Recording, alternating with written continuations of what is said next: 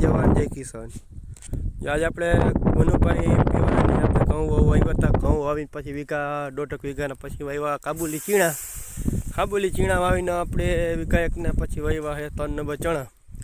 એટલે 3 વેરાયટી વાવી છે ને 4 વીઘા જેવું પડું બધું ભરાણું છે। જો તમે જોતા જઈશો વિડીયામાં દેખાતો આજનું કામ આપણું આવું હતું। મનુભાઈ હવે 3 નંબર ચણામાંથી આપણે ઓફરમાંથી ચણા કાઢે છે ને થોડીક મકાઈ વાવવાની છે।